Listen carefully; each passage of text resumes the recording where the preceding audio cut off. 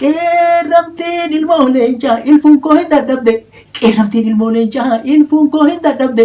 Takkattiin akka kumaa takaleessa wayyaanee koroncoo jala qabde. Leenci gaaraa bookkisu zarihuun hin dadhabe.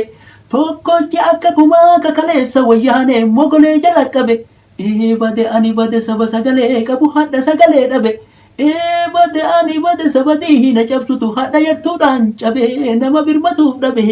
Kalee harbeetee na fuuldura siititti ilmarraa ajjeesaa reeffadha teessisaa nurraa boochisanii. Hadhas ilmaan isii mormarraa muranii mukatti fannisaa akka cubbootitti gabaa keessaan deemaa ittiin dhiichisanii.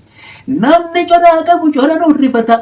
Maal taane Oromoo haga kana hunda maaf walii rifachuu dadhabne maal nu tuysisanii. Dhuma calii calankoo harka muraa'aan lole harma muraa'aan lole warri waakkatu kale. Dhuma calii calankoo harka muraa'aan lole harma muraa'aan lole warri waakkatu kale. Kunoo har'a harkuma ufiitiin ragaa ufitti ba'e morma muree dabale. Lammi birmata lammi iyyata. Ka'a walii birmadha ka'a walii iyyata waliif ta'a sagalee. Garaan koo na boore onneen koo na hoore. Garaan koo na boore onneen koo na hoore.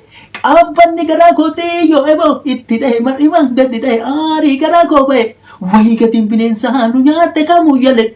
Wayii gatiin bineensaa nu nyaatte kamuu yale. Ruucheen garaa fincaanii nu dhaante kabuu jarre. Nafxanyaa garaa daduu faannoo garaa fincaanii. Nafxanyaa garaa daduu faannoo garaa fincaanii. Dhiiga eenyu kanama akka eenyutu bishaanii. Boolla seentu laalladhu Oromoon lafaa ka'eessa nyaataree ilkaanii. Waslaattaa warra bal'aa karaa gubbaate teettee uummataree rakkiftu. Waslaattaa warra bal'aa karaa gubbaate teettee uummataree rakkiftu. Hattuu gabaa garaachaa hoolaa namaa harkiftu. Ilmoo hoolaa seetee moo ilma namaa gorraa ta'e kamuu kattee fanniftu. Oromoo seente haga guyyaa qiyaamaatti Oromoon sin lakkiftu. Du'a eenyu kanamaa du'a eenyu ka horii. Du'a eenyu kanamaa du'a eenyu ka horii. Hadha ajjeefteen dhugaa boru hin duuta tarii. Hadha galteen dhugumaa boru hin galtu barii. Dhagahiyyaa Oromoo bakka jirtuun ol ka'i keessaaf alaan wal ta'i.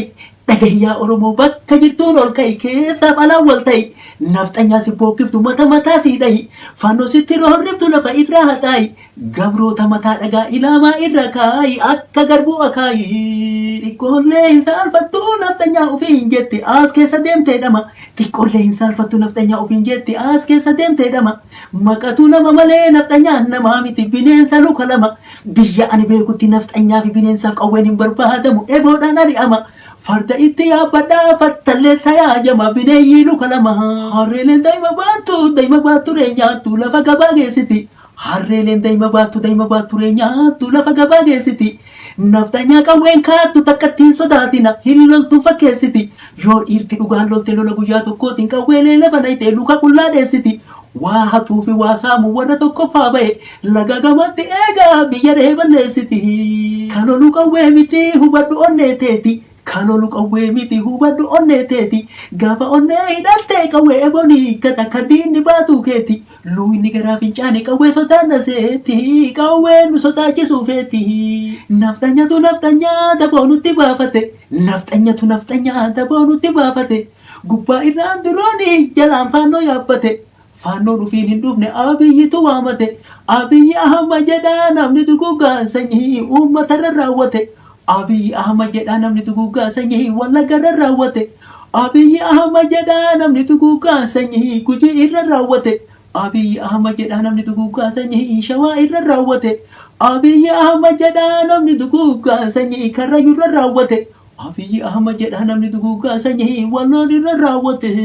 Baaleeji hangam tokko beelaa dheebuudhaan dhuma. Harargee fi Booranni beelaa dheebuudhaan dhuma.